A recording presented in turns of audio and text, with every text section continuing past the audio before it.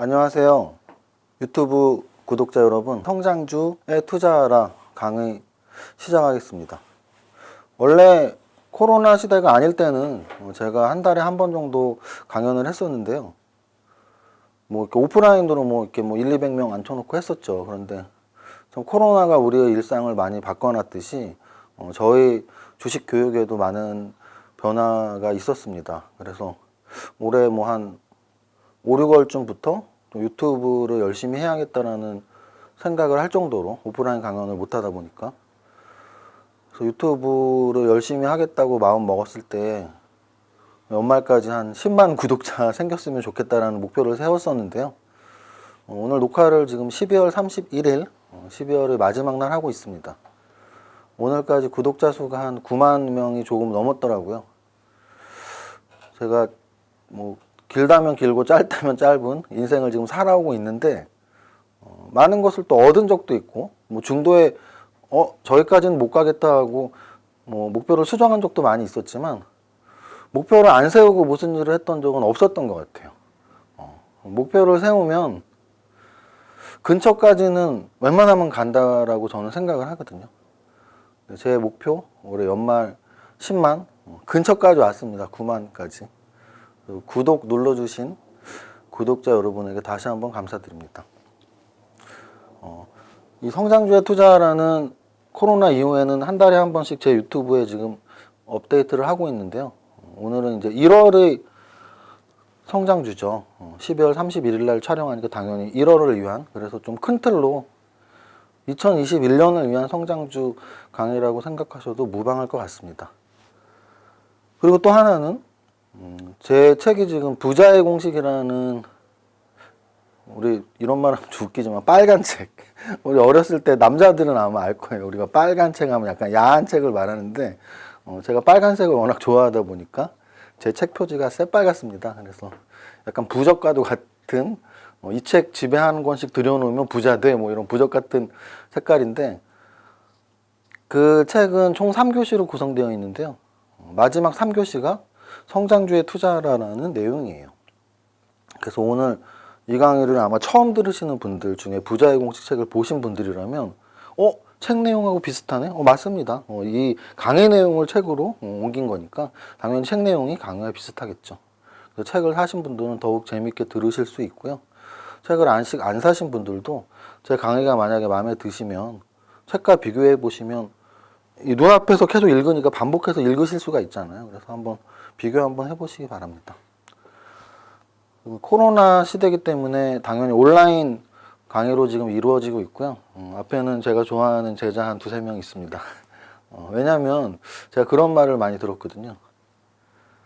저는 강의할 때가 멋있는데 앞에 사람이 많을수록 강의를 더 잘한다고. 그래서 이제 카메라 앞에서만 말하는 것보다는 제가 좋아하는 동생들 앉혀놓고 동생한테 가르쳐 주듯이 강의를 한번 해보겠습니다. 요즘 4인이야 식당 못 가잖아요. 그래서 3명만 불렀어요. 자, 바로 시작합니다. 오늘 날짜는 12월 31일이에요. 제 유튜브에 업데이트 될 때니까 제 유튜브 주인장 양력을 구독하신 분들은 어느 정도 아시겠지만 이 영상을 처음 보시는 분들이라면 중요한 것만 몇 가지 말씀드릴게요. 저는 와인 공부를 열심히 했던 게 굉장히 자랑스러운 사람이에요. 왜? 부자는 경제적 자유가 있는 거거든요. 하고 싶은 걸 할 수 있는 자유. 저는 돈을 벌고 나서 배우고 싶은 것들은 다 배우고 살고 있는데요. 와인을 너무 배우고 싶어갖고 무려 대학원까지 가서 공부를 한 2, 3년을 했습니다. 저는 라이센스가 여러 가지가 있는데요. 그 중에서 세무사와 CFP 또는 펀드 매니저 자격증, 이런 자격증들이 부자가 이제 직결되는 자격증이죠. 우리가 보통 부자 공부라고 하면 재무설계, 세무설계, 그리고 부동산 투자, 주식 투자, 이 4가지 정도가 제가 생각하는 가장 중요한 부자 공부인데요. 재무설계의 라이센스 중에 제일 어려운 게 CFP. 세무설계에서 제일 어렵고 유일한 자격증은 세무사. 주식 투자에서 제일 어려운 거는 펀드 매니저 자격증. 이제 부동산 투자에서는 여기 있네요. 우리나라 최고의 부동산 대학원에서 글로벌 부동산 전공을 했습니다. 그래서 뭐 부자에 관련된 공부와 필드 경험은 다 있다고 자부를 하고요. 그래서 처음에 두 권은 주식책을 썼습니다. 삼박자 투자법 그리고 슈퍼게임 양초보 주식법. 근데 이제 요번에 낸 세 번째 책은 제가 여태까지 20년 이상 쌓아왔던 커리어를 살려서 부자에 대한 이야기. 근데 이제 부자에 대한 이야기지만 마지막 3교시는 성장주에 투자하라가 실려 있다라고 보시면 돼요.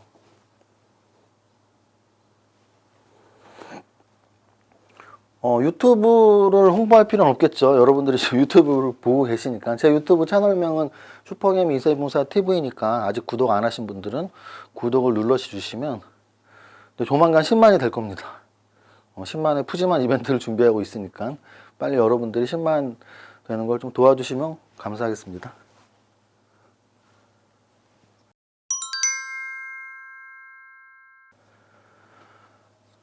성장주 투자 부자 공식 지하 완성. 이게 이제 부자의 공식책 3교시 파트 3의 제목이에요.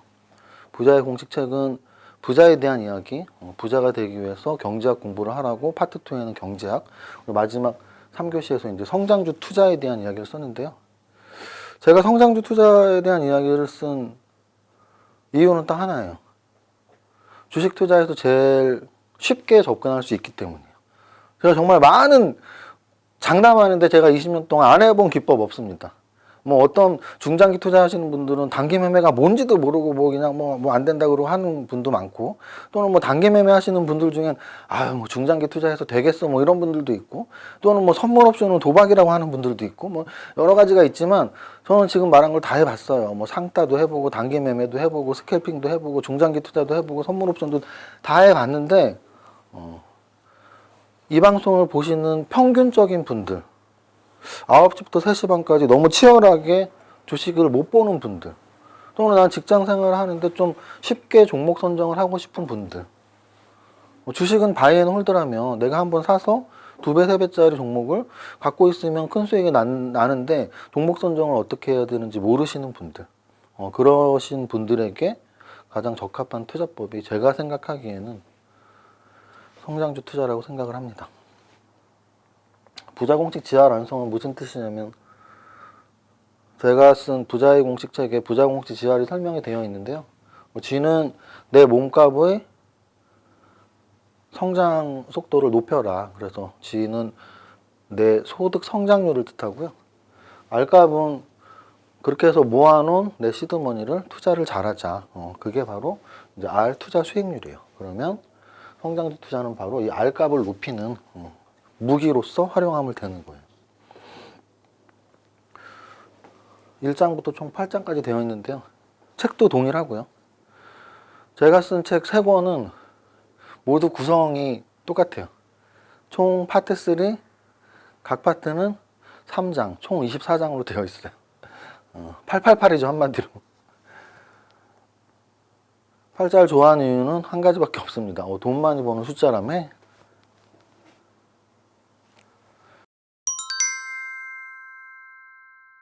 자, 1장 R값을 높이기 위한 투자 공부. 이거 무슨 뜻이냐면, 우리가 투자를 할 때 투자가 무엇인지는 알고, 기본적으로 알고 시작하자라는 뜻이에요.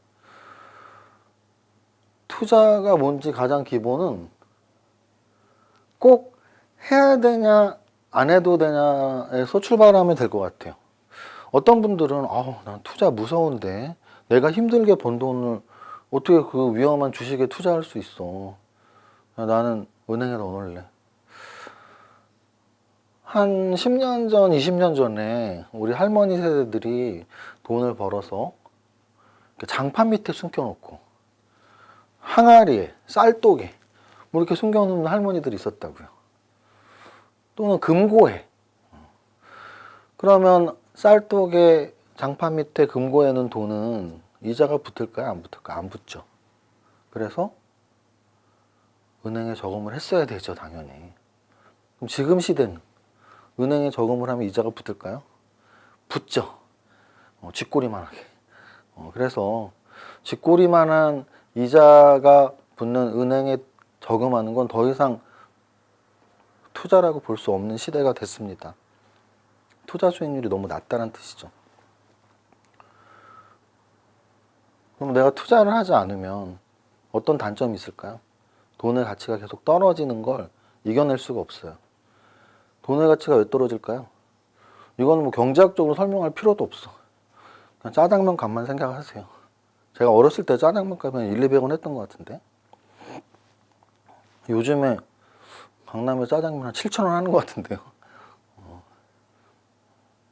200원, 100원에서 7,000원이면 50배가 올랐네요.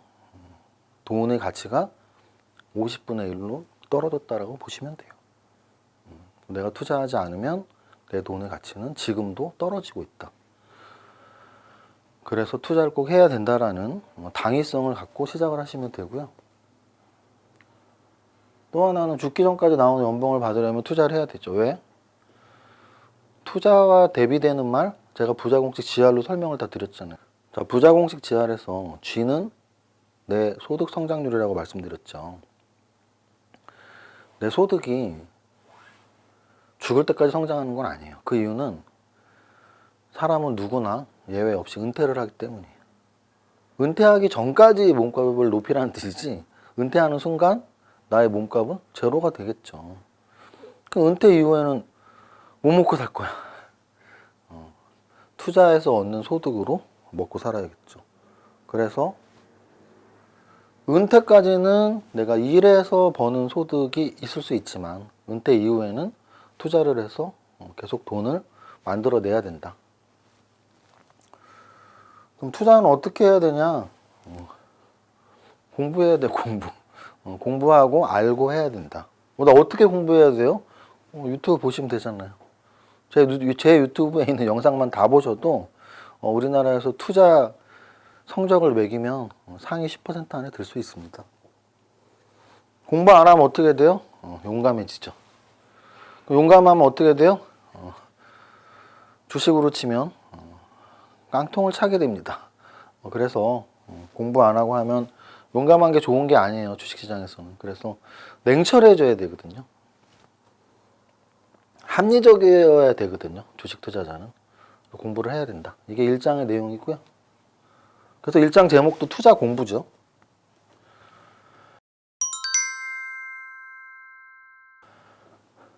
자, 그럼 공부는 어디서부터 출발해야 되니? 여기 있는 단어 정도만 일단 이해하고 시작을 하세요. 첫 번째, 투자랑 매매를 구분하자. 그래서 매매는 가격의 변동을 이용해서 내가 수익을 얻고자 할 때, 그래서 단기적인 가격 변동이니까 단기 매매.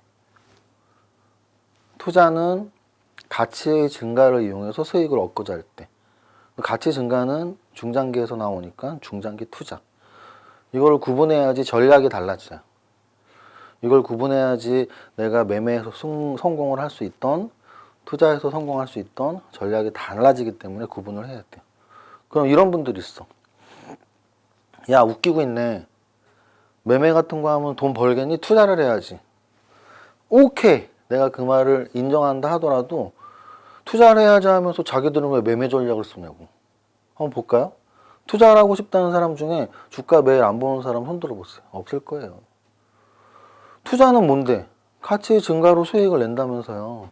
하루아침에 가치가 절대 안 바뀌어요. 가치는 최하 3개월, 6개월, 1년 있다 바뀌거든요. 그럼 주식 투자자라면, 중장기 투자자라면 가격을 왜 봐요? 오늘 사서 1년 동안 안 봐야지. 보잖아요. 그게 벌써 가격의 변동을 내가 의심하고 있는 거예요. 그러려면 두 가지를 동시에 해야죠. 또는 투자한다면서 재무제표 업데이트도 안 해. 가치가 올라가고 있는지 내려가고 있는지 알아야 될 거 아니에요. 그래서 투자는 무조건 뭐 사놓고 눈 감고 기다려라 그것도 아니고, 반대로 사놓고 매일매일 주가를 봐라 그것도 아니고, 전략이 있는 거예요. 투자에 대한 가치 증가가 이루어지고 있는지 안 이루어지고 있는지를 적어도 매일은 못하더라도 매주 또는 한 달에 한 번은 계속 업데이트를 해나가야죠. 내 종목이 가치가 계속 올라가고 있는지. 두 번째는 내 위험에 대한 태도예요. 이런 분들 있죠. 나는 너무 무겁게 이렇게 움직이는 건 좀이 쑤셔서 못 갖고 있겠어. 그분들은 갖고 있지 마세요. 그거. 왜냐면 나는 축구를 잘하는데 미쳤다고 야구를 하고 있어요. 축구하면 되지. 그러면 나는 굉장히 고위험이고 굉장히 가격 변동에 민감한 사람이에요. 그러면 가격 매매를 하시면 되고. 반면에 나는 하루에 주가가 뭐 10,000원, 12,000원 막 10%씩 왔다 갔다 하면 심장 떨려갖고 죽을 것 같아. 그럼 단기 매매하면 안 되죠. 왜? 죽으니까. 죽을 것 같다며. 살아야 될 거 아니에요. 그럼 어떻게 하면 돼요? 가격을 매일매일 보지 않고 중장기 같이 투자하면 되잖아요. 그게 바로 자기 스타일에 따른 전략이에요. 그럼 자기 스타일에서 주식 투자에 제일 중요한 건 위험에 대한 태도예요. 내 위험에 대한 태도가 굉장히 나는 높은 위험도 만족스러워. 예를 들어 이런 거죠. 나는 2배를 벌고 싶어. 손해는 절대 나면 안 돼. 그럼 주식 투자 하시면 안 돼요. 왜냐면 내가 2배를 벌 확률을 보고 투자를 한다면 반토막이 날 수도 있다는 걸 인지하셔야 돼요. 세상에 공짜가 어딨어요. 공짜 점심도 없다면서요. 짜장면 한 그릇도 공짜가 없는데 내 돈 1억이 2억은 되면 좋고 5천만 원은 되면 나 죽을 거야? 그럼 주식 투자하면 안 되죠. 그야말로 장판 밑에 돈 넣어놓으셔야죠. 뭐 요즘은 은행에 넣으나 장판 밑에 넣으나 비슷하니까. 그러면 주식 투자의 기본은 뭐냐? 투자의 기본은 뭐냐? 지금 투자의 기본은 부동산이나 주식이나 똑같이 해당돼요. 주식 투자의 기본은 뭐냐면 위험하고 수익률은 정비례하고 있다. 즉 위험이 높으면 수익률도 기대 수익률도 커지고 위험이 낮으면 기대 수익률이 낮다. 내가 은행에 넣는 건 위험이 가장 낮죠. 원금이 보장이잖아요. 은행이 망하지만 않으면. 그러니까 은행에 넣으면 이자를 주는 거예요. 원금 보존하면서. 근데 굉장히 조금 주죠. 근데 내가 위험 받아들이는 게 1도 싫어. 위험 알레르기가 있어. 그럼 은행에 넣어놓으시라고요. 어쩔 수 없어요. 근데 나는 그래. 내 위험 알레르기 다 약 먹고 낫고 난 이제 적어도 1년에 한 20% 수익률은 노리고 하고 싶어.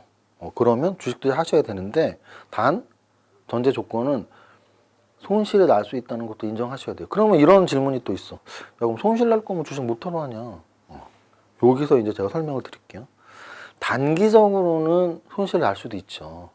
근데 길게 1년, 2년, 3년 뭐 매매를 하건 투자를 하건 나의 연간 수익률 또는 2년 수익률, 3년 수익률은 은행 이자율보다 낮을 수가 없어요.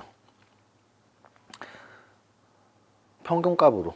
우리나라 전 국민의 평균값으로. 왜 낮을 수가 없냐면 낮으면 주식시장은 성립하지 않아요.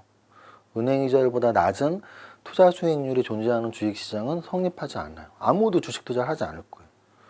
그럼 주식시장이 성립하지 않는 게 아니고 너도 나도 지금 하고 있죠. 그 이유는 뭐냐면 은행 이자보다 높다라는 걸 사람들이 이제 알게 된 거죠. 그런데 방금 말씀드렸죠. 평균값이라는 개념을 잘 생각하세요. 은행에 넣어놓으면 모두 다 똑같이 그 이자를 받죠. 모두 다 똑같이 그 이자, 확정 이자를 받아요. 주식 투자에 돈을 넣으면 모두 다 똑같은 수익률이 나는 게 아니에요. 10명 중에 한두 명은 큰 수익이 나오고 뭐 한 두세 명은 그냥 적당한 수익이 나오고 한 5명은 손실이 나요. 평균값으로는 은행보다 높고 그 높은 평균값에서 어떤 이들은 훨씬 높은 수익을 가져가고 어떤 이들은 심지어 은행 수익률보다 낮은 손실을 나는 분들도 있다는 얘기예요. 1년, 2년 길게 봐도. 그럼 그것만 내가 피하면 되잖아요. 피하는 방법은 딱 하나밖에 없다니까요. 공부해야죠, 공부. 공부하면 절대 남들한테 내 돈을 뺏기지 않습니다. 공부 안 하면 뺏길 수도 있죠. 왜냐면 세상은 공평하니까. 주식 투자를 할 때 또 기본은 뭐냐면 경기보다 먼저 움직인다라는 개념을 꼭 기억하세요. 올해 제가 제일 많이 들은 질문은 누가 물어봐도 똑같아요. 한 100번 들은 것 같아요. 100번. 코로나로 다 힘든데 주식시장은 왜 올라가요? 이거를 거의 4월, 5월부터 들었어요. 5월, 6월, 7월, 8월, 9월, 10월, 11월, 12월 8달 동안. 심지어는 코로나 때문에 힘든데 주식시장은 왜 올라가요? 인버스 사면 되죠? 이 말을 100번 들었다니까. 그 질문을 한 100명은 어떻게 됐겠어요? 소위 아작 났겠죠.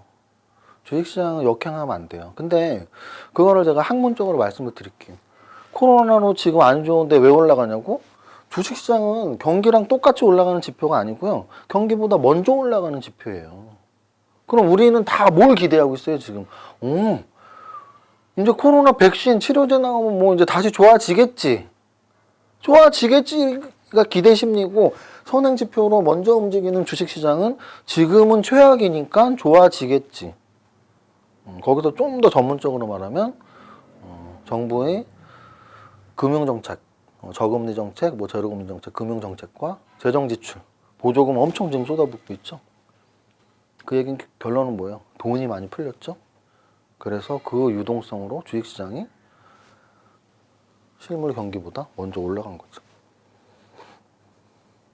자, 마지막으로 투자 대상을 고르는 방법은 오늘의 강의죠. 어떻게 성장주 종목에 투자하는지 한번 설명을 계속 해볼게요.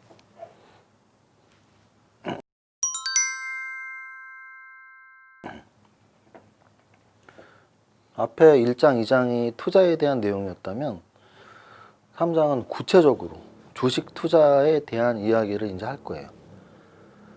주식 투자를 왜 하고 있니?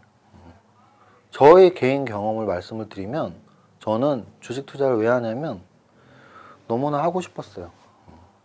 거의 한 고등학교 2, 3학년 무렵부터 대학 때까지 돈은 없었는데 너무 하고 싶었어요. 하고 싶었던 일. 막상 주식을 했더니 되게 잘하는 거예요. 믿으실지 모르겠지만 전 여태까지 한 번도 투자 실패를 해본 적은 없는 것 같아요. 여기서 말하는 투자 실패는 뭐 어떤 종목에서 손실이 났냐, 이게 아니 종목에서 손실 나오는 건 우리가 밥 먹듯이 너무 당연한 거예요. 그거는 투자 실패가 아니고요. 투자 실패는 소위 말하는 뭐 깡통 나고 반토막 나서 시장을 떠나고, 저는 주식 계좌를 처음 떴던 순간부터 매일매일 주식 연구를 하면서 20년 이상 살았지 한 번도 시장을 떠난 적은 없어요. 물론 세무사 공부할 때 공부를 위해서 한 1년 정도 떠난 적은 있었지만 그래서 너무 하고 싶었던 주식 투자를 제가 되게 잘한다는 걸 알게 된 거예요. 그럼 어떻게 돼요? 돈이 벌리죠? 우리는 돈 버는 걸 뭐라 그러죠? 직업이라고 해요. 해야 하는 거. 제가 주식 투자를 하는 이유는 이 세 가지가 딱 맞았기 때문이에요. 여러분들도 똑같아요. 이 방송을 보시는 분들도 주식 투자를 한다면 이 세 가지가 다 맞아야겠죠. 본인이 한번 생각해 보세요. 내가 하고 싶어서 하나? 100세 시대고 저금리 시대고 투자를 해야 되니까 나 이거 너무 하고 싶어, 이런 마음으로 하고 있는지, 아니면 1년 전에 친구가 전화해서 뭐 사라 그래서 계좌 터서 하는데 지금 물려갖고 지금 내가 저거 물린 거 팔기만 하면 다시는 안 한다라는 마음으로 있는지. 만약에 후자라면 절대 주식 투자 성공할 리가 없어요. 그냥 지금 팔고 그만하세요. 왜? 하고 싶은 일이 아니니까. 물렸는데 나 본전만 찾으면 다시는 안 할 거야. 절대 본전 못 찾아요. 지금 돈 빼시고 하면 안 돼요. 재밌어도 될까 말까인데. 그래서 지금 내가 이걸 꼭 해야 되는 일이고 너무 재밌다는 생각을 하시고, 잘하는지 한번 생각해 보세요. 잘 못해요? 그럼 어떻게 하면 돼요? 공부 열심히 하셔야죠. 잘할 수 있을 때까지. 해야 하는 일인지 생각해 보세요. 돈을 벌고 있는지. 그래서 돈도 벌리고 있고 특히 남들보다 또 더 잘 벌고 있으면 잘하는 거죠. 너무 또 내가 이걸 좋아해? 그러면 주식 투자 하시면 돼요. 저는 부자는 경제적 자유가 있다고 말씀을 많이 드리는데, 부자 중에 무엇으로 부자가 되었느냐에 따라 인간관계의 자유가 있을 수가 있는데, 세상에서 거의 유일한 것 같아요. 한 사람하고 대화 한마디 안 하고 평생 살 수 있는 게 주식 투자예요. 저는 그런 전화 많이 받는데, 한 점심때쯤에 전화 와서 여보세요 그러면 목소리가 왜 이렇게 잠겨 있어요? 뭐 지금 일어나셨어요? 뭐 이런 말을 해요. 왜냐면 우리가 일어나자마자 목소리가 좀 잠겨 있죠. 저는 이제 장중에는 제 지인들이 전화도 잘 안 하고 하니까 제가 누구한테 전화할 일도 별로 없고, 점심 12시가 저희 첫 통화, 첫 음성일 때가 있어요. 그 얘기는 뭐다? 주식으로 성공하면 하루 종일 누구랑 대화 한마디도 안 하고도 돈을 벌 수 있다는 뜻이에요. 즉, 사무실에 안 나가도 되고, 내가 정말 보기 싫은 사람하고 일을 안 해도 됩니다. 그게 주식 투자자의 인간관계에서의 자유예요.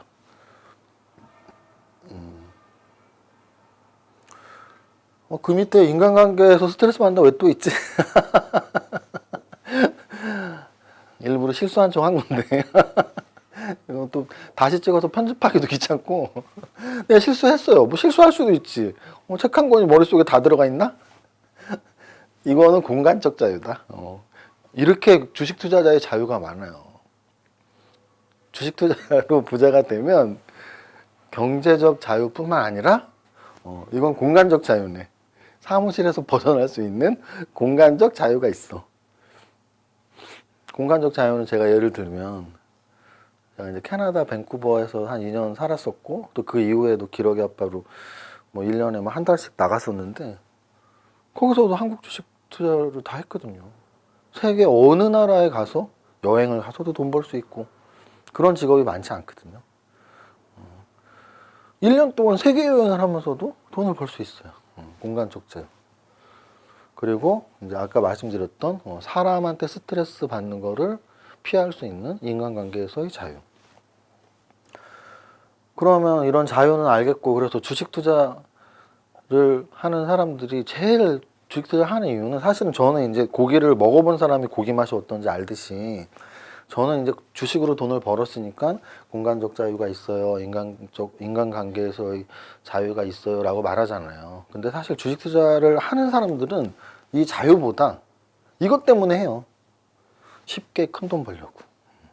저는 절대 이걸 비난하는 게 아니에요.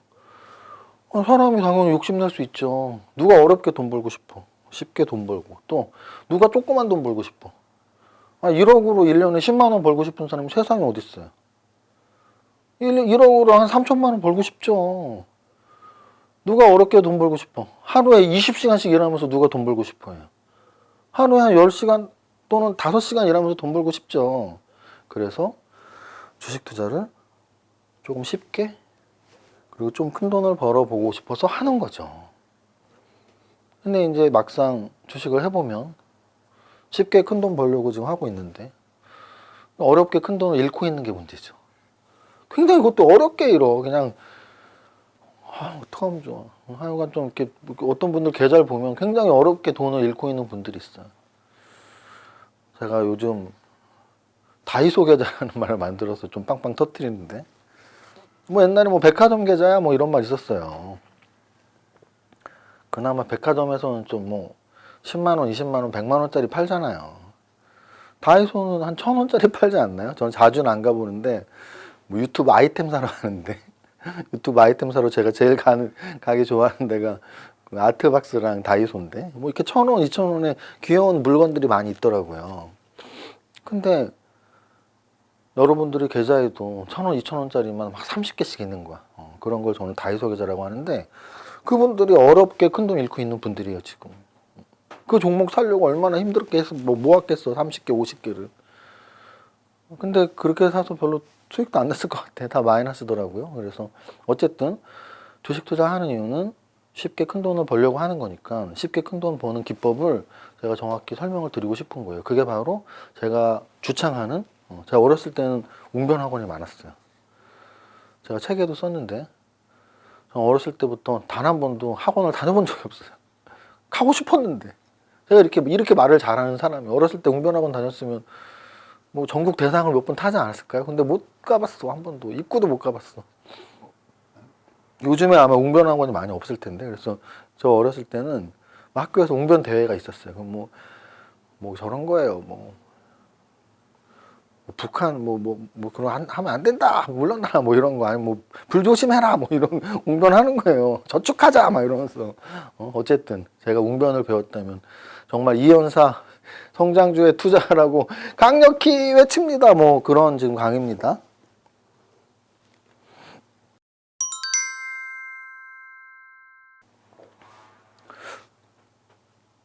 주식 투자를 주식에서 돈을 벌려면 투자 기법이 있어야 돼요. 결국 주식 투자의 투자 기법은 두 가지로 나눕니다. 어떤 종목을 살 건지, 그리고 언제 사고 팔 건지. 종목 선정과 타이밍이 문제예요. 그러면 주식 투자의 종목 선정과 타이밍을 잡는 게 쉬울까요?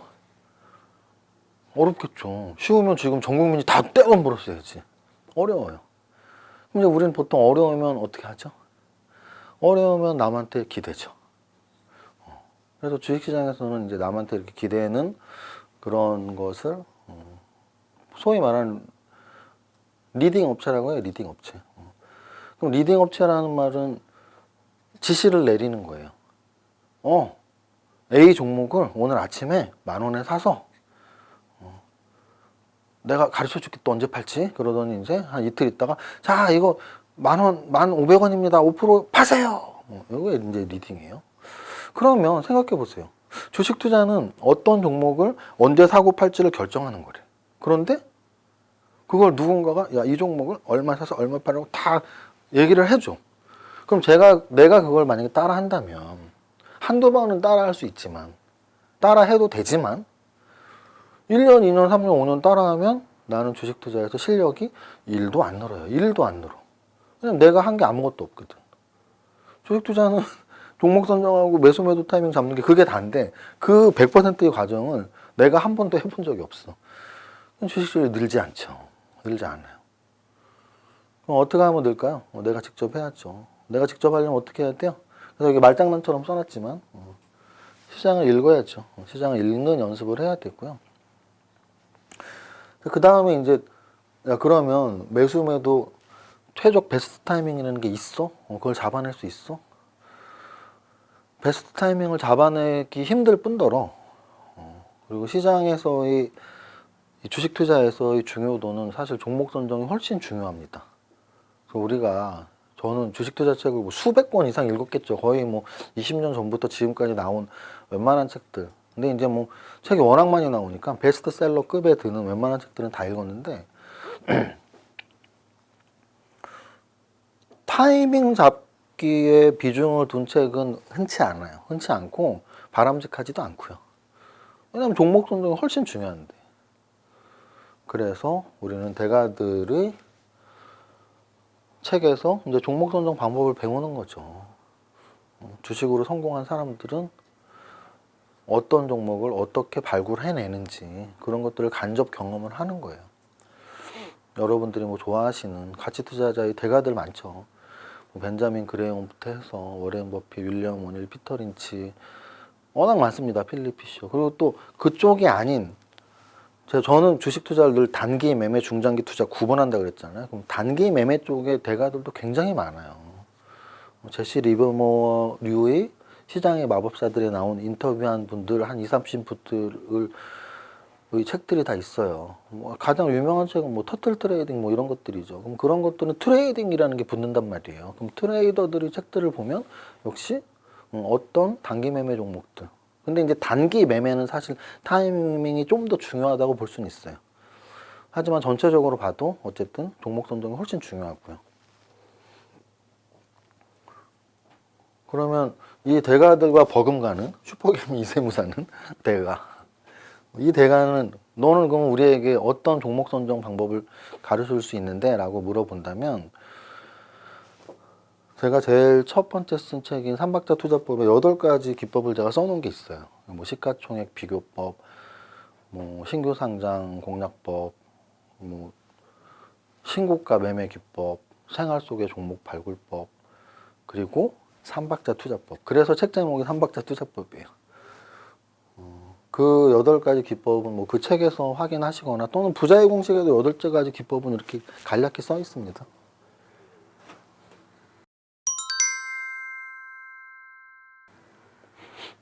그러면 그 8가지 기법 중에 삼박자 투자법만 좀 더 자세히 설명을 드려볼게요. 저는 삼박자 투자법이 완벽한 공식이라고 생각해요. 무슨 뜻이냐면 제가 부자의 공식 GR, 내 몸값, 수입에서 지출을 뺀 순소득을 높이고 내 투자값, 나의 투자 수익률을 높이는 게 공식이라고 표현한 이유는 보통 이 책들은 그렇게 써 있지 않고 자기 자신의 경험에 빗대서 책을 썼기 때문이에요. 예를 들어 내가 막 짠돌이로 돈을 벌었어. 지출만 줄여도 부자 될 수 있다. 이런 책 수십 권이에요.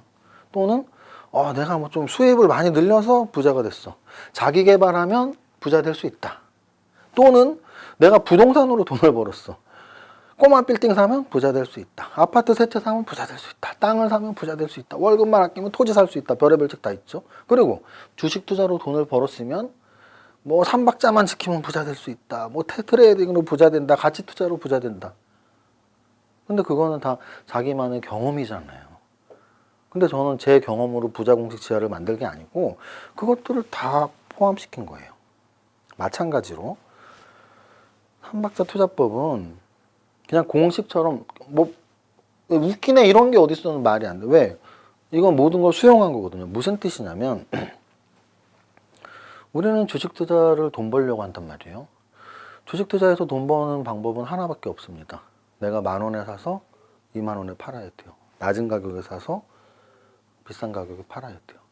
그 방법밖에 없어요. 자, 그러면 10,000원, 20,000원 이건 가격이라고 하죠. 근데 주가가 주식의 가격인 거 모르는 사람 왜 이렇게 많아? 얼마 전에도 아는 동생이랑 톡하다가 뭐 선배님 뭐 주식 뭐 어떤 거 어떻게 봐야 돼요? 그래서 주가 그 뭐 좀 이렇게 주가라 그랬더니 주가가 뭐예요? 뭐 이러고 있어. 주가가 뭔지도 모르면서 뭔 주식을 하고 있다고? 이거 방송 보면 어떡하지? 그래서 주가가 올라가는 종목을 사야 되는데 제가 그랬죠. 이건 지금 수학적 공식처럼 만들었다고. 경제학에서 공식이 있어요. 뭐에 대한 공식? 가격에 대한 공식. 경제학에서는 가격이 어떻게 결정되는지 가르쳐 준단 말이에요. 수요와 공급이 만날 때 가격이 결정된다.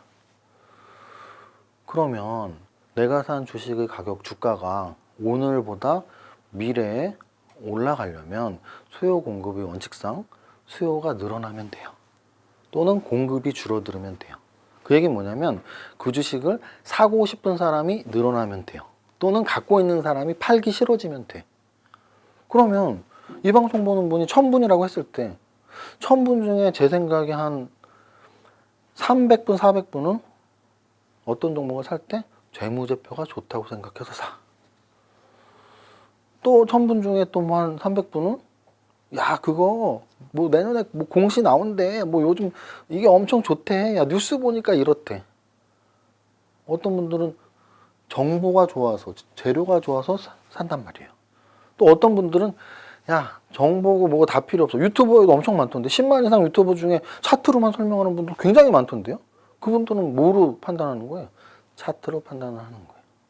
그러면 우리는 결국은 10,000원에 사서 20,000원에 팔 종목을 찾아야 되는데 주가가 10,000원에서 20,000원으로 올라가려면 많은 사람들이 좋아해야 되는데 그들 중에 어떤 사람들은 재무제표 때문에 그 종목을 좋아하고 어떤 사람들은 차트 때문에 좋아하고 어떤 사람들은 재료 때문에 좋아하고 그러면 나는 셋다 보면 되잖아요. 셋다 보면. 이건 너무나 당연한 거야. 이거는 거의 뭐 올림픽의 철인 3종 경기 같은 거예요. 철인 3종 경기가 뭐 뛰다가 수영하다가 하나가 또 뭐지? 뛰고 수영하고 사이클. 3종 경기에서 기록을 내고 금메달을 따려면 셋 다 잘해야 될 거 아니에요. 나는 수영 선수야. 예를 들어 박태환 선수가 철인 3종 경기다 하면 금메달 깔까요? 못 따지. 이봉주 선수가 철인 3종 경기 가면 딸 거야? 못 따지. 왜? 하나밖에 못 하니까. 주식도 똑같다니까요. 셋 중에 하나만 잘하면 돈 많이 벌 수 있다? 못 벌지. 왜? 사람들은 이 세 가지를 보고 주문 넣는데 나는 한 가지만 보고 주문 넣으면 그 가격이 올라가냐고. 그게 삼박자 투자법이에요. 세상에서 가장 완벽한 투자법. 단점이 있어 근데. 내가 만든 내 새끼 같은 방법을 단점이 있다고 하니까 제가 가슴이 정말 아프지만 단점이 있어. 단점이 뭐냐? 철인 3종하고 똑같아요. 철인 3종 경기 내가 가고 싶어. 내가 가면 죽겠죠? 내가 지금 등산 하루에 1시간 하는 것도 진짜 확획되면서 힘들게 하는데 철인 3종 가면 죽겠죠. 왜? 너무나 어려운 경기니까. 이거의 단점은 뭐냐면 너무나 어려운 방법인 거예요. 왜? 보세요. 가치 분석. 저 세무사예요. 그래도 제가 재무제표 얘기 별로 안 하는 것 같다고요? 웬만한 우리나라에서 가치 투자가 어쩌고 하는 분들보다 제가 훨씬 더 잘 알지 않겠어요? 그잖아요. 재무상태표랑 손익계산서를 뭐 제가 웬만한 주식 투자자보다 왜 모르겠어요. 가치 투자 잘하잖아요. 가치 분석. 가격? 저는 선물 옵션까지 해본 사람인데 가격 차트를 왜 못하겠어요. 잘하죠. 정보? 제가 처음에 큰 돈 벌었던 게 상따였단 말이에요. 상따는 무조건 정보 싸움이에요. 그러면은 상따도 했고 선물 옵션도 했고 세무사니까 이 세 개를 저는 그냥 쉽게 다 한 거예요. 쉽게는 아니지만 남들보다 쉽게. 그런데 제가 삼박자 투자법을 딱 세상에 오픈했더니 저는 책도 되게 쉽게 썼어요. 삼박자 투자법도 저는 되게 쉽게 썼고, 쉽게 썼다는 게 책 쓰는 과정이 어려웠고 내용을 저는 난이도를 이 정도면 굉장히 쉽게 쓴 책이야라고 이제 선을 보였는데, 삼박자 투자법도 그렇고 슈퍼게임 양초보수 주식 수업도 그렇고 이거 좀 어려운데요라는 말을 많이 들었어. 그래서 제가 그때 진짜 뒤통수한테 진짜 웃으라고 이거 보고 있으면서 잠 깨라고요 하면서 그래서 진짜 놀랬어요. 이게 어려우면 이 정도 수준 책이 어려우면 삼박자 투자법을 완벽하게 수행하는 사람이 별로 없겠구나. 그럼 더 쉬운 방법은 뭐가 있을까? 더 쉬운 방법이 바로 성장주 투자예요. 더 쉬운 방법이.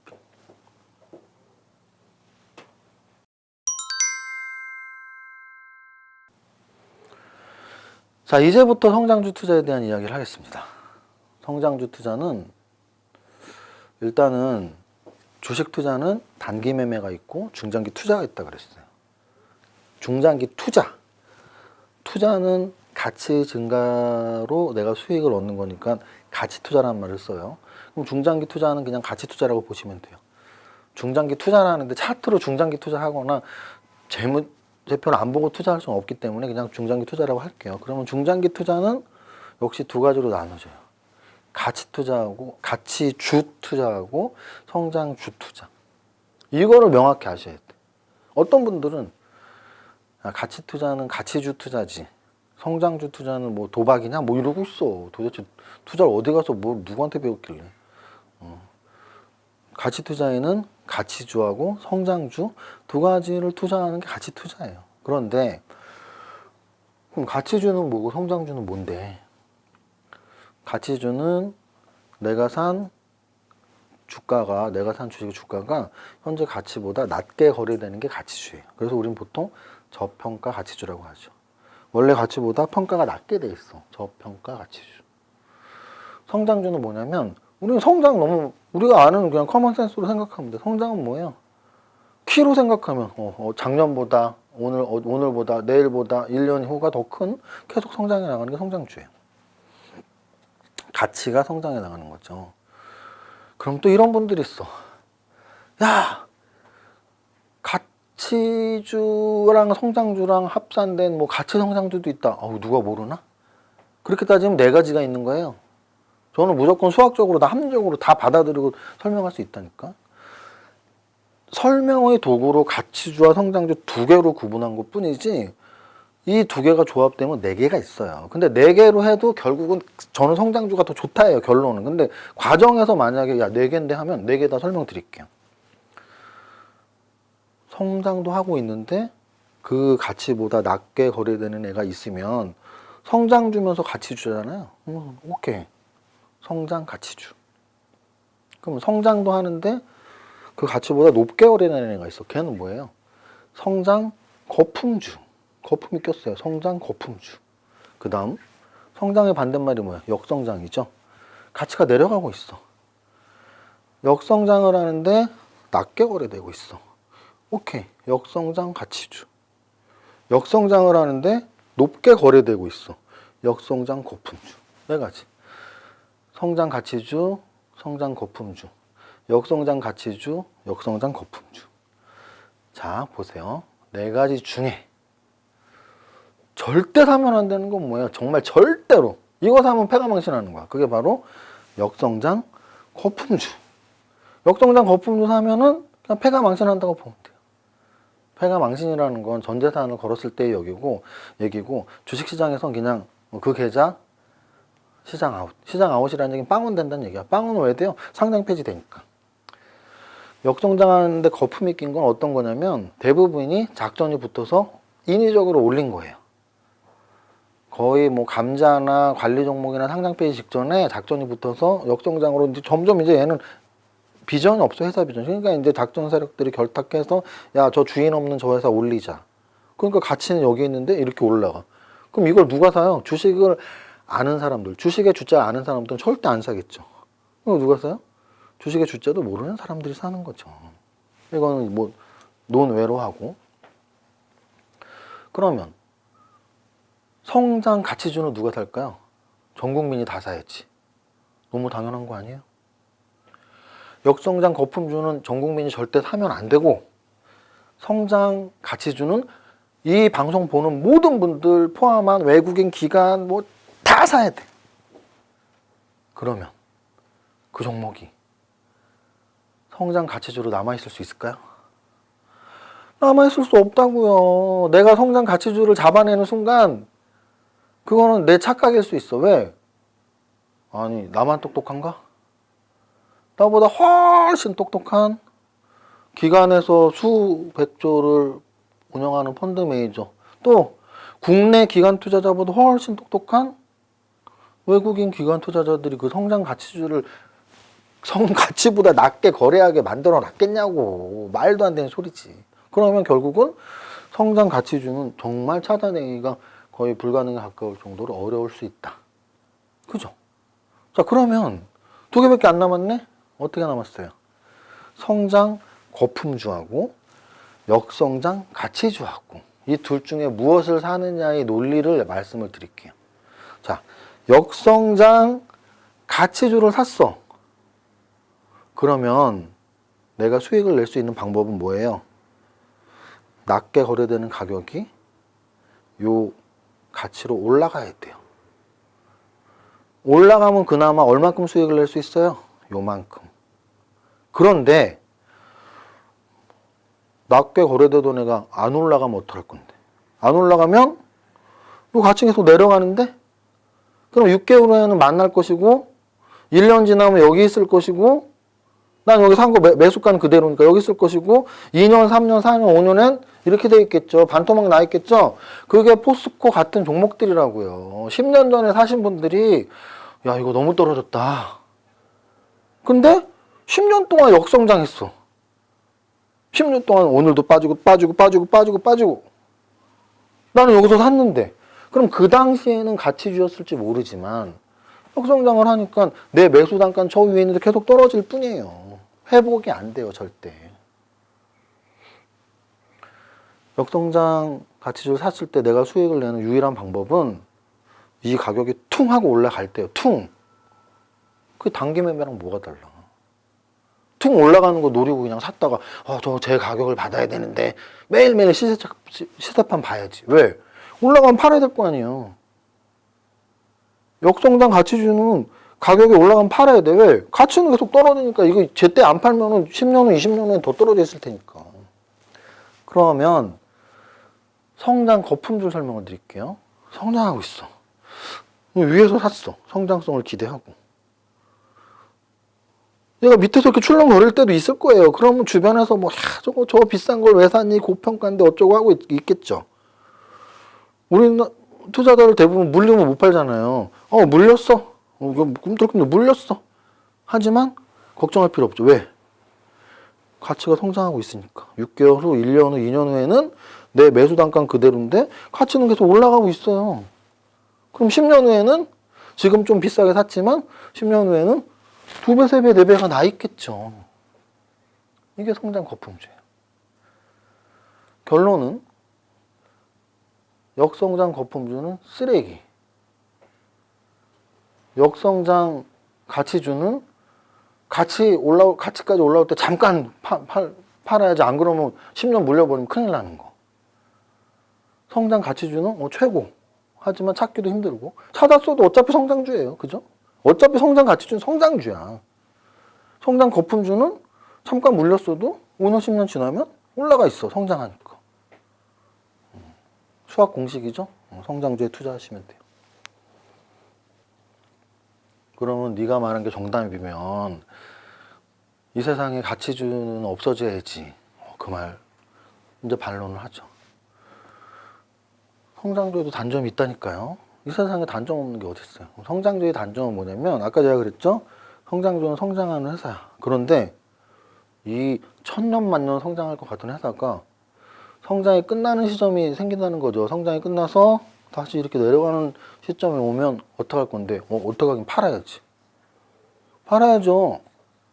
성장주의 최대 단점은 성장이 끝났을 때 파는 것이다.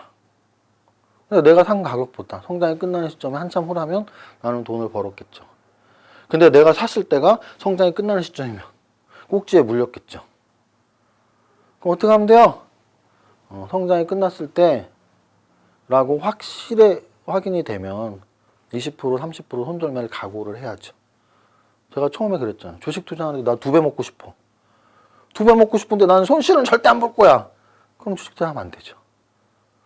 제가 계속 말씀드리는 건 기간과 포트폴리오 관점 때문에 가능한 거예요. 성장주 10개를 샀어. 10개 중에 재수없게 1개는 꼭지에 물릴 수 있죠. 하지만 손절매를 하면 돼요. 나머지에서 2배, 3배, 텐베거가 나오니까. 텐베거는 무조건 성장주에서만 나와요. 가치주에서는 텐베거가 나올 수가 없어. 가치주는 가격보다 싸게 산 거 요만큼만 먹기 위한 건데 성장주는 이렇게 올라가는 걸 위한 거고, 그럼 텐베거는 성장주에서만 나와요. 그러면 성장주 10개 샀는데 한두 개 20% 손절매 하면 어때? 나머지 7, 8개에서 2배 먹으면 되지. 포트폴리오 관점에서는 성장의 꼭지에 물리는 게 걱정되지 않는다. 또 하나는 기간. 성장의 꼭지라고 생각해서 물렸다고 좀 아쉬워하더라도 한번 성장주는 턴어라운드로 다시 성장할 때가 또 있다니까요.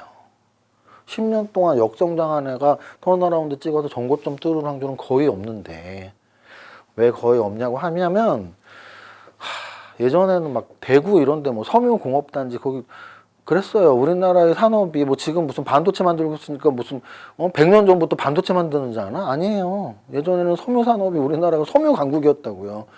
그럼 지금 섬유 산업 하는 사람 한 명도 없잖아. 철강 산업이 강국이었어요라고 지금 말하고 있는 시대란 말이에요. 포스코 포항제철 신화가 뭐 지금도 신화인가? 그때 신화지. 그 예전의 영광이 다시 돌아오리라는 기대를 못하려 해. 지금 영광을 치고 있는 종목이 너무나 많은데, 지금이 영광인 산업이 너무나 많은데 10년 전, 20년 전 그 산업이 영광이었어. 지금 다시 턴어라운드해서 그때의 영광을 되돌릴 수 있을까라는 기대를 할 필요가 없죠. 그게 성장주 논리예요. 내가 산 한 종목이 성장이 꼭지면 어떻게 할 건데? 감수해야죠. 하지만 포트폴리오 관점에서는 괜찮다. 또 하나는 성장이 꺾였다가 다시 올라가는 확률도 10년 동안 역성장인 종목보다 확률이 더 높다. 바이앤홀드는 무조건 성장주만 가능하다 포인트죠. 왜? 아니 생각해보세요. 주식 투자하는 분들, 주식 투자의 철학 중에 제일 하이클래스의 철학이 안 파는 거 사라며. 안 팔아야 되는 거 사래. 가치주는 안 팔 수 없다니까요. 가치에 딱 맞는 순간 팔아야 돼. 성장주는 성장이 꺾이기 전까지는 갖고 있으면 돼. 그럼 그 회사가 정말 제대로 된 성장주가 탁 맞았다면 나랑 5년이고 10년이고 갖고 있을 수 있잖아요. 바이앤홀드.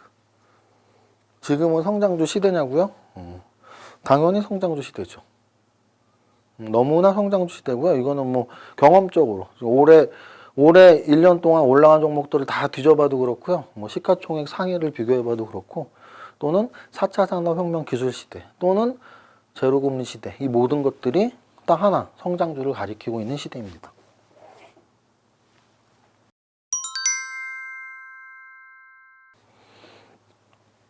그럼 성장주를 어떻게 찾을 건데? 성장주는 삼박자 투자법으로 일단 찾을 수 있어요. 그런데 삼박자 투자법 쉽다 그랬어, 어렵다 그랬어? 어렵다니까. 삼박자 투자법 어려운데 삼박자 투자법으로 성장주까지 찾는다고? 어려운데. 그러면 가격으로 찾을 수 있을까라는 고민을 제가 해보고 여러분들에게 설명드리는 거예요. 자, 가치로 성장주를 찾기는 어려워요. 그 이유는 재무제표를 수개년 동안 그걸 다 봐야 되고, 그리고 사실은 재무제표만이 그 회사의 가치는 아니거든요. 재무제표에 없는 질적 가치는 어떻게 할 건데?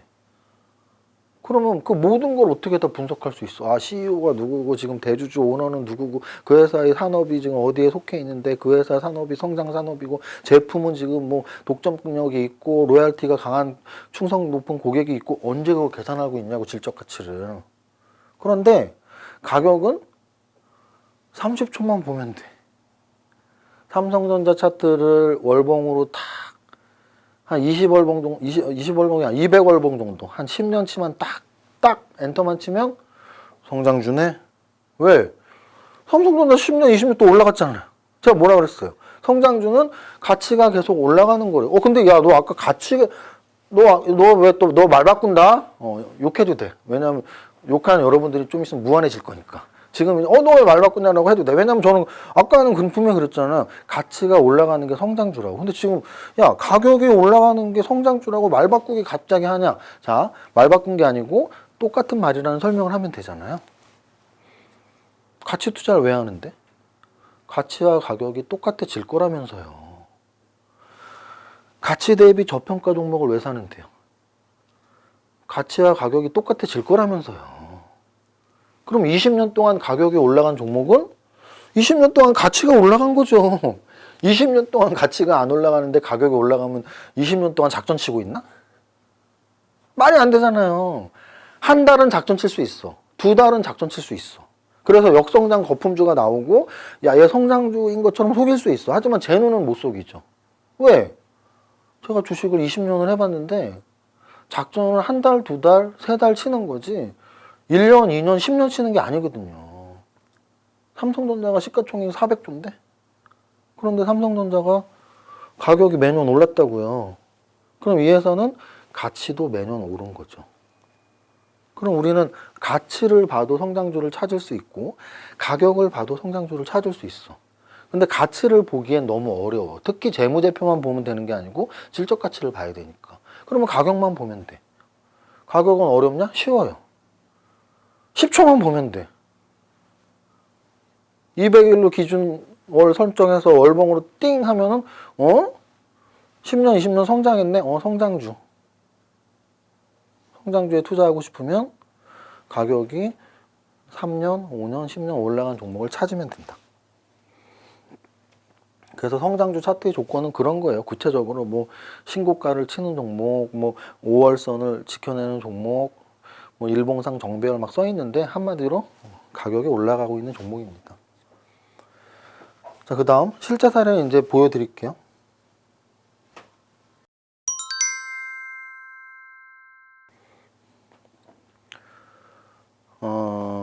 시가총액 비교법으로 본 성장 산업은 이걸 보면 돼요.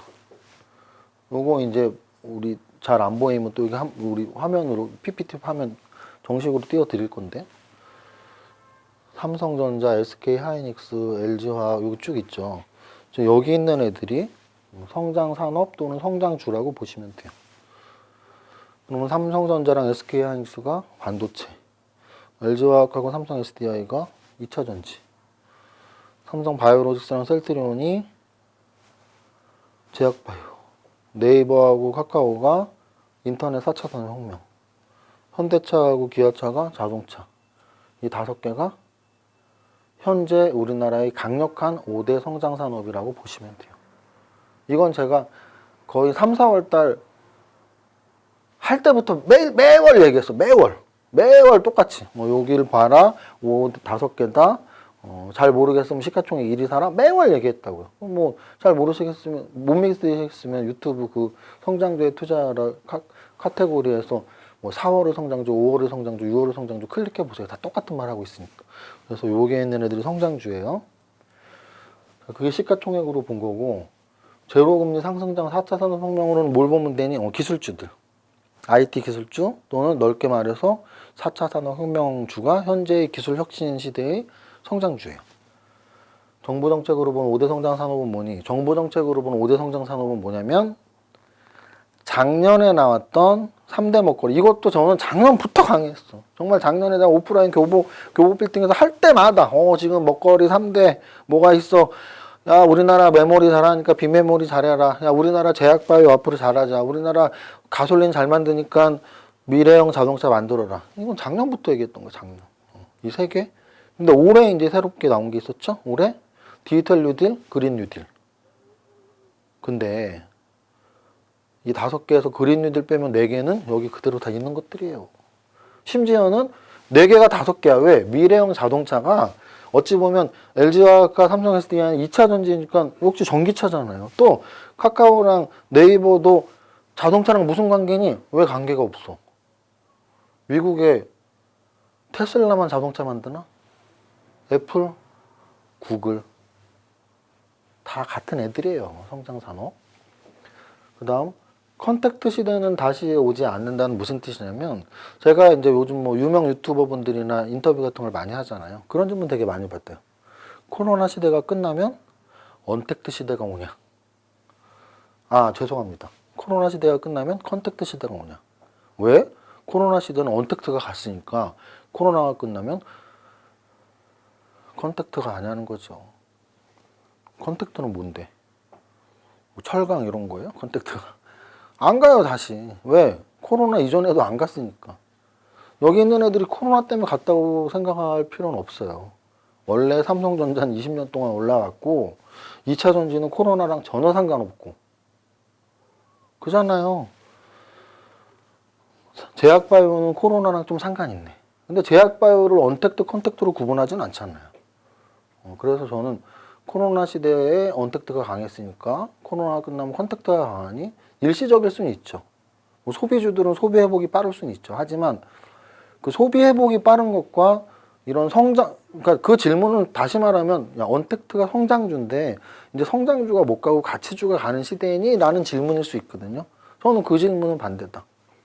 코로나 시대가 아니었던 제가 주식 투자했던 20년의 기간을 봤을 때 성장주가 잘 가던 시기가 훨씬 많았다.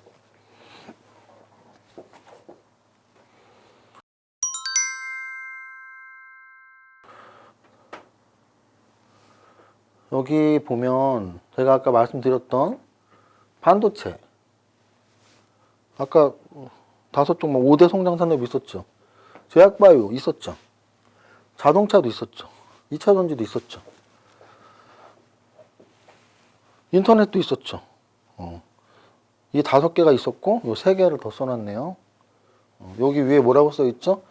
이 시대의 진정한 8테마 8타픽 부자의 공식. 부자의 공식 책에 써있는 종목들이에요.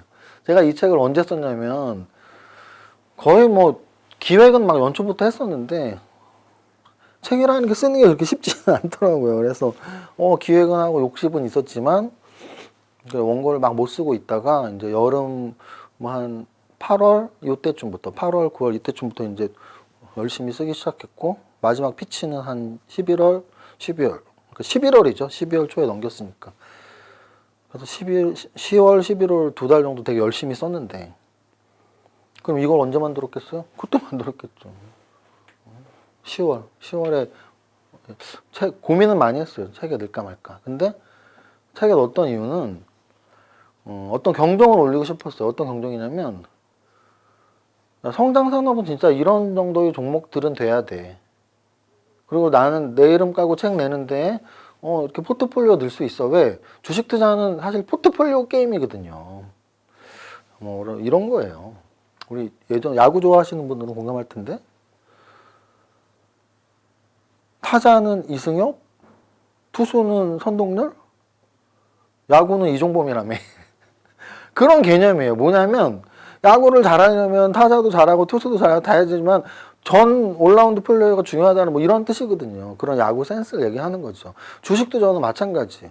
한 종목을 잘 맞춘 거는 그냥 그 종목에서의 수익률일 뿐이지 내가 주식 투자자로서 정말 오랫동안 성공하려면 저는 종목 한 종목도 중요하지만 포트폴리오가 중요하다고 생각하는 사람이거든요.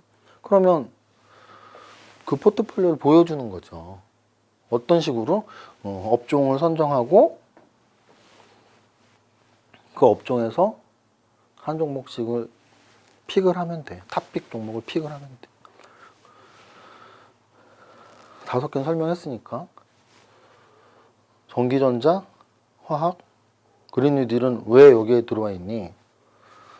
저는 우리나라의 IT 산업이 반도체뿐이 아닌, 반도체도 IT 기술주의 중심이지만 반도체를 만들지 않는 회사들도 굉장히 우량한 회사들이 많아요.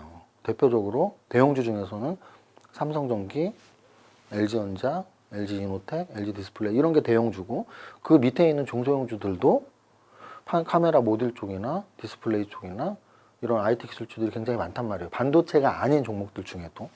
근데 그 중에서 저는 LG전자를 사실 선택을 했던 이유는 저기예요.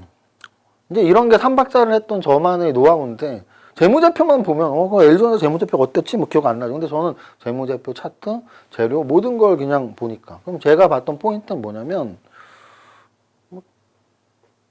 저는 좀 이렇게 크게 보는 사람이에요. 그래서 뭐 그렇게까지 주식 투자하는 게 말이 돼 뭐 이렇게 생각할 수 있지만, 저는 구광모 회장으로 변신, 그걸 굉장히 중요하게 봤어요. 그래서 구광모 회장은 원래 LG전자 출신이에요. LG전자에서 이제 그룹이 대표가 됐고, 그럼 LG전자 출신이라는 게 뭐가 중요하냐면, 요즘 4차 산업혁명의 핵심은 로봇이랄지 또는 AI, 자율주행 이쪽이란 말이에요. 그러면 생각해봐요. 삼성 반도체도 있고, 삼성 바이오로직스 제약바이오도 있고, 거기에 더불어 지금 삼성 SDI 2차 전지까지 있잖아요. 근데 LG 같은 경우는 물론 LG화학이 2차 전지가 있으니 하나 있지만, 다른 게 좀 부실해. 반도체도 없고, 제약바이오도 없고. 그러면 자기네가 잘하는 거 키워야 될 거 아니에요. 그래서 저는 LG화학 다음으로 LG전자를 키울 거라는 생각은 되게 많이 하고 있고요. 그리고 또 하나는 LG전자가 로봇도 로봇이지만 자동차 전장 사업에 굉장히 많은 이제 공을 들였죠. 그래서 그쪽이랑 저는 계속 연관을 줬었는데, 이거 책 쓴 게 10월, 11월이고, 나온 것도 한참 됐는데, 한참은 아니죠. 한 2주 됐나? LG전자가 책 나오고 나서 상하가 12월 달에 지금, 12월 달에 LG전자가 50% 올랐더라고요. 제가 말하는 게, 이렇게 포트폴리오를 짰으면, 물론 삼성전자도 많이 올랐고, 삼성 SDI도 많이 올랐지만, 이것도 12월 달에 뭐 20%, 25%씩 올랐는데, 50%짜리가 하나가 나오면 이제 평균 포트폴리오 수익률이 올라가는 거예요. 그래서 저는 이런 포트폴리오의 개념을 꼭 보여주고 싶었고요. 전기전자는 그런 의미. 화학은 어떤 의미냐면, 화학은 요즘에 확실히 턴어라운드의 차트를 보여주는 종목들이 많아요. 그럼 그 이유를 생각해 보면, 코로나 위기 때문에 모든 산업이 올스탑 되는 바닥에서 산업 전체가 턴어라운드 될 때 원료적인 개념이 강한, 기간 산업이 개념이 강한 화학주들이 좀 턴어라운드를 많이 하더라고요. 그 중에 이제 시가총액 큰 종목을 써놓은 거고, 그린 뉴딜은 아까 시가총액 5위 안에 10위 안에는 없었지만 정부의 5대 정책에는 있었죠. 그린 뉴딜. 그래서 이렇게 써놓은 거예요. 그래서 요거는 그냥 요번 12월 달 게 아니에요. 이건 12월 달 게 아니고 부자의 공식에 있는 8테마 8타픽이고, 그럼 12월 달 건 뭐냐?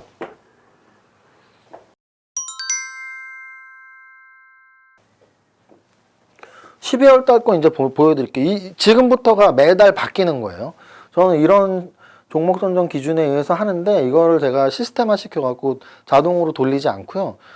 저는 그런 생각을 해요.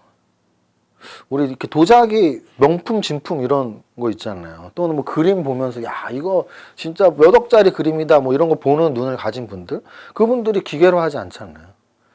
근데 저도 그런 명품 진품을 가리는 감별사처럼, 저는 성장주도 차트를 제가 직접 눈으로 보는 걸 더 좋아해요. 제가 보고 월봉에서 일봉으로 전환도 해보고, 차트가 이쁜지 안 이쁜지도 보고. 그래서 요거는 그냥 큰 틀의 기준이고 제 눈으로 직접 검사를 합니다.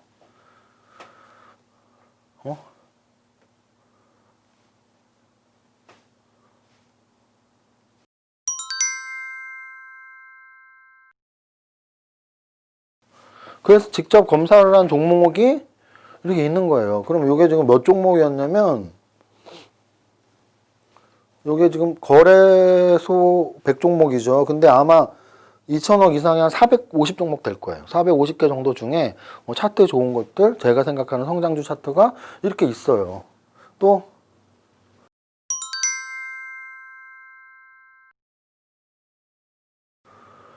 이게 코스닥에 또 한 450 종목, 2천억 이상 종목 중에 150개. 그럼 한 거의 1000 종목 중에 한 250개를 제가 추린 거죠. 그러면 이 250개를 다 사냐? 그럼 어떻게 다 사? 어떻게 다 사요? 종목 그러면 또 다이소 계좌 되게? 그러면은 250개 다 사면 안 되니까 적어도 한 8개, 10개 이렇게 살려면 어떻게 해야 돼요? 업종을 먼저 찾아야죠. 업종. 아까 시가총액으로 업종을 볼 수도 있고 뭐 4차 산업혁명으로 볼 수도 있고 여러 가지로 볼 수도 있는데 또 여기에 포함이 많이 되어 있는 업종으로 볼 수도 있잖아요. 근데 다 얼추 다 맞아. 화학, 아까 제가 팔트 때문에 화학 넣었었죠. 화학도 있네 여기. 제약바이오, 반도체, 자동차 다 말한 게 있어요. 그러니까 성장사업이라고 하는 거예요. 만약에 여기 은행이 신한지주, KB, 기업은행, 하나 여기 은행이 다 있었다. 저는 은행이 성장산업이라고 할걸요? 근데 은행주 차트를 보면 안 그래. 철강업이 성장산업이 차트를 갖고 있었으면 저는 철강산업을 성장산업을 할 거예요. 근데 여기 철강 예를 들어 이런 거예요. 하지만 저는 저런 건 있어요. 고정관념은 없어. 이건 지금 차트만으로 봤는데 포스코, 대한제강, 알루코, 현대제철 여기 있죠. 야 그럼 야 너 잘 잡았어. 너 또 앞뒤가 안 맞아. 철강은 성장산업이 아니라면 여기 왜 있는데? 이건 지금 성장산업을 꼽은 게 아니고 차트가 우상향을 하는데 역사적 신고가만 꼽은 게 아니에요. 이렇게 돌아서는 종목들을 꼽았는데 그들 중엔 있었어요. 이게. 그럼 저는 고정관념으로 주식을 안 한다니까요. 그럼 얘네를 이제 주의 깊게 보고 있어요. 지금. 만약에 얘네가 한두 달 더 하방 경직을 보이고 차트를 만들어 나가고 한다면 2달 후에 또는 3달 후에 말을 바꿀 수 있겠죠. 생각해보니까 철강산업 너무 좋아졌네요. 이건 무슨 뜻이냐면 화학산업이 그래요. 화학산업이 제가 작년까지는 8가지 성장산업에 포함시킨 적이 거의 한 번도 없었는데 4달 전부터 한 9월부터 제가 화학주를 계속 넣었거든요. 그 이유는 돌아선 게 확실히 보이니까. 근데 아직은 그 정도는 아니에요. 근데 보고는 있습니다. 그러면 이번 달 12월 30일 날 하는 1월 성장주는 뭐가 있니? 여기가 있습니다.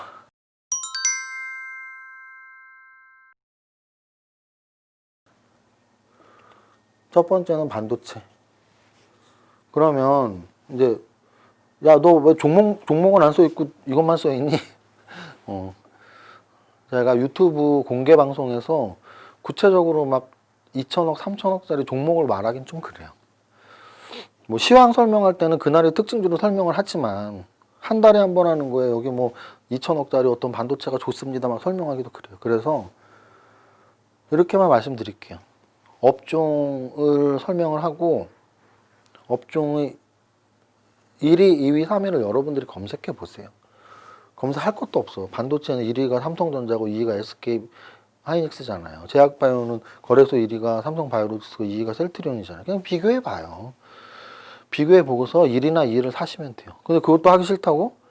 그러면 부자의 공식 책 사봐요. 부자의 공식 책 맨 뒤에 부록에 반도체 1위, 2위, 제약바이오 1위, 2위 다 써 있어요. 그거 사서 보면 되잖아요. 어쨌든 1위, 2위는 여러분들이 다 찾아볼 수 있으니까 HTS에서 찾던 부자의 공식 책에서 찾던 찾을 수 있어요. 그 중에서 하나 사시면 돼요.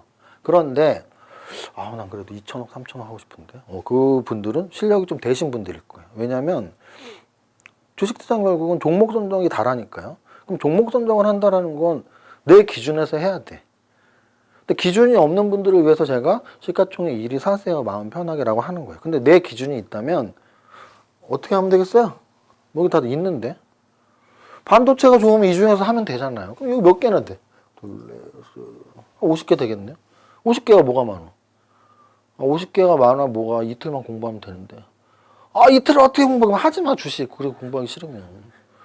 이거 봐서 내가 20% 30% 수익을 내는데 이거 보기 싫다면 안 해야죠. 지금 어떻게 보면 여기 다 있는 거야 지금. 이것까지 설명해야 돼요? 내가 화학주를 사고 싶어. 이게 한 15개 있어. 이 중에 하나 사라고. 그거 못 한다고? 그럼 공부를 어떻게 해야 되는지 공부를 하든지. 근데 뭐 이거 이렇게까지 가르쳐 주는데 하나를 찍어주세요. 뭐 말 같지도 않은 소리죠 그거는.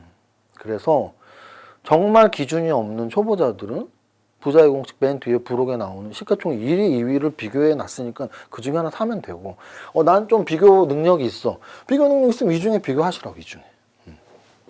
그리고 사실은 제가 이제 오프라인 강연을 하거나 뭐 이럴 땐 사실은 강연장에서는 해요. 근데 강연장에는 2, 300명이 오는 거고 유튜브는 2, 3만 명이 보는 거니까 그게 다르단 말이에요. 한 2, 3만 명이 보는데 1,000억짜리 어떻게 말씀을 드려요? 맞지? 너네 좋겠다 이따 내가 종목하니까. 자, 그래서 어쨌든 이렇게 보시면 되고, 자 이제 종목, 업종 8개 픽을 할게요. 책과는 좀 다르죠. 왜? 제가 매달 말씀드리는 이유는 매달 업데이트를 해나가는 거잖아요. 그럼 책은 제 기억에 한 10월 기준이었어요. 근데 지금 이건 12월 말 기준이니까 책과 똑같을 수는 없죠. 업종도 달라진 게 있어요.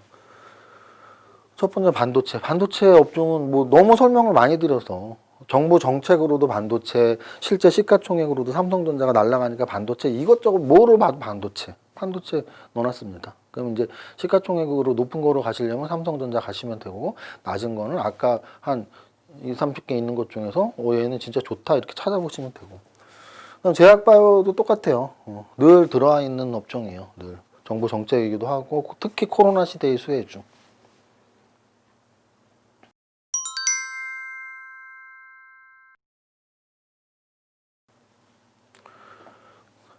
2차전지. 2차전지 역시 마찬가지예요. 2차전지 3대장, LG화학, 삼성 SDI, SK이노베이션. 그럼 아까 이렇게 또 질문하시는 분 있어. 야, 2차전지는 LG화학이 시가총 1인데 왜 삼성 SDI 넣어놨니? 걔네 둘이 시가총액 별로 차이도 안 나고 저는 삼성 SDI가 더 좋으니까 제 맘이죠. 그래서 잘 넣어놨어. 아니 12월 달 상승률 보세요. 삼성 SDI는 20 몇 프로 올라갔고 LG화학은 2%인가 4% 올라갔던데 게임이 안 되게 차이가 났어요. 그래서 어쨌든 2차 전지는 3대장 LG화학, SK이노베이션, 삼성 SDI 중에 하나 좋은 거 고르시면 돼요. 또는 아까 위에 있는 뭐 그래봐야 10개, 20개예요. 그 중에서 비교하면 되고. 중요한 건 업종을 제가 중요하다고 하는 거고, 얘 2차 전지인 건 왜 중요하니? 여러분들 주변에 전기차 다 타고 다니던가요? 아닌데요. 제 주변에는 전기차 타는 사람 한 20명 중에 1명 있는 것 같은데? 제가 테슬라를 한 3번 얻어 타봤습니다. 근데 제가 3명이 차만 얻어 탄 게 아닐 거 아니에요. 한 30명이 차를 얻어 타봤는데 3명은 전기차를 타더라고요. 근데 확실한 건 테슬라를 타면 사고 싶긴 해. 화면도 이만하고 하여간 보통 가솔린 차랑은 다른 느낌이에요. 뭐 벤츠, BMW 타면 다 그 차잖아요. 어떻게 보면. 근데 테슬라를 타면 뭔가 다른 차. 그래서 아마도 주변에 이제 전기차 타는 사람들이 조금씩 더 생기겠죠. 그러면서 어느 정도까지 갈까요? 30%? 50%? 100%까지 가겠죠. 지금 시대가 요구하고 있잖아요. 지금 코로나 같은 바이러스가 또 생기면 어떡하고, 이런 것들이 원인이 아직 밝혀지진 않았지만 밝혀지지 않은 굉장히 많은 바이러스들 중에 이런 기후랄지 환경 오염 때문에 생기는 것들이 많대요. 왜냐하면 환경 오염에 의해서 생태계가 파괴되고, 파괴된 생태계에서 이렇게 동물들이 어떻게 되다가 잘못되고 이렇게 바이러스가 생기는 경우가 많다 하더라고요. 우리 그거 봤잖아요. 우리 영화 중에 부산행인가? 그것도 첫 장면이 뭐 이렇게 사슴이 뭐 이렇게 가다가 픽 죽고 뭐 좀비 막 나오게 되는 그런 것들이 영화지만, 뭐 다른 여러 영화들이 다 동물에서부터 이렇게 비롯되는 그런 것들이 나오잖아요. 그래서 어쨌든 환경이 굉장히 중요한 시대다. 2차 전지는 우리 주변에 10명 중에 5명이 탈 때까지 계속 성장 산업이에요. 무조건 성장 산업. 자동차. 여기서 말하는 자동차는 뭐겠어요? 가솔린을 만드는 자동차가 더 이상 아니죠. 그럼 이거 똑같은 거 아니냐? 아니죠. 2차 전지는 그야말로 2차 전지를 만드는 회사를 말하는 거고, 자동차는 그야말로 자동차를 만드는 회사를 말하는 거죠. 여기는 3대장이 있다면 여기도 있죠? 여기도 3대장이 있죠. 여기 3대장은 뭐예요? 현대차, 기아차, 현대모비스. 이거 3대장이잖아요. 그리고 또 그 밑으로도 한온 시스템, 만도, 뭐 이런 자동차 부품주들이 쭉 있고, 또 그 밑으로는 자율주행 관련 종목들이 있잖아요. 자율주행 관련 종목들을 우리가 2차 전지라고 하지 않아요. 그잖아요. 그러니까 저는 이쪽은 이제 자율주행 쪽을 의미하는 거예요. 이쪽은 그야말로 2차 전지, 이쪽은 자율주행. 이렇게 좀 여러분들은 관심을 갖게 보시면 돼요.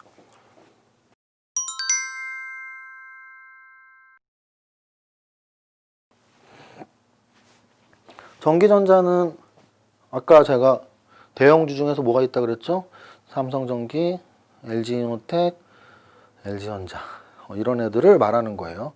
스마트폰 쪽 또는 카메라 모듈 쪽, 디스플레이 쪽, 자동차 전장 부품 쪽 뭐 이런 걸 다 연관져서 보면 돼요. 전기전자. 화학도 아까 벌써 설명 한번 드렸죠? 어떤 모든 산업, 경기가 턴어라운드 할 때는 화학 산업이 선두에서 가는 경향이 있고 그 이유는 원료 산업이기 때문이다.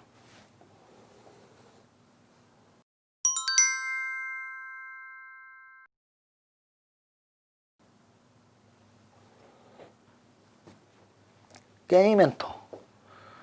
저거는 원래 게임 엔터를 좀 좋아해요. 근데 이게 정말 게임이 강하고 정말 엔터가 강할 때는 하나하나 놓을 때가 많은데 요즘은 그 정도는 아니야. 그래서 두 개를 묶어서 놓고 있습니다. 그럼 게임주도 대장이 있어요? 제가 말하는 대장은 시가총액 1위를 말하는 거잖아요. 게임주 시가총액 1위는 NC소프트, 2위는 넷마블. 엔터주도 대장이 있어요. 엔터주의 1위는 빅히트, 엔터주의 2위는 CJ ENM 또는 스튜디오 드래곤. 이렇게 보시면 돼요. 그러면 빅히트 쪽에 아래에 있는 애들은 기획 3사, JYP, SM, YG엔터. 스튜디오 드래곤 쪽 아래에 있는 애들은 제작사들, 뭐 J컨텐츠나 요즘 굉장히 급등했던 A스토리나 뭐 이런 제작사들, 덱스터나 뭐 굉장히 많습니다. 위지역 스튜디오, 초록뱀 굉장히 많습니다. 그렇게 보시면 돼요. 원래 8번에 이거는 사실은 업종은 아니죠. 사실 재료 관련주가 업종은 아니에요. 그런데 내년 1월을 위한 성장주를 뽑으면서 제가 재료 관련주를 넣은 이유는 몇 가지가 있어요. 최근에 종목들 중에 지분 관련으로 이렇게 올라가는 애도 굉장히 많더라고요. 그래서 제가 요번 달 거는 좀 지분 관련주를 한번 정리를 한번 하면서 이거 좀 괜찮다 이런 생각했던 종목이 하나 있고, 또 하나는 대선 관련주. 그래서 여기다가 뭐 대선 관련주 쓰기도 그렇고, 그래서 재료 관련주 중에 이제 대선 관련주. 대선 관련주는 성장주냐? 아니라니까요. 그러니까 이건 지금 성장주가 아니에요. 성장주가 아니고 단기 매매하시는 분들을 위한 정리예요. 그래서 단기 매매하시는 분들은 그 기업이 막 우상향하는 성장주가 아니더라도 어떤 재료가 나올 만한 종목들 있잖아요. 근데 뭐 지분 관련주랄지 아니면 스케줄 매매. 스케줄 매매의 팁을 말씀드리면 1월 달에는 CES, 그리고 2, 3월 달에 이제 준비되어 있는 JP모건 헬스케어 뭐 이런 쪽으로 관심 가지시고, 또 대선 관련주 관심 가지시고 뭐 이런 식으로 좀 보시면 돼요. 이렇게 보면은 8가지 산업 테마에 대한 설명을 한 거고,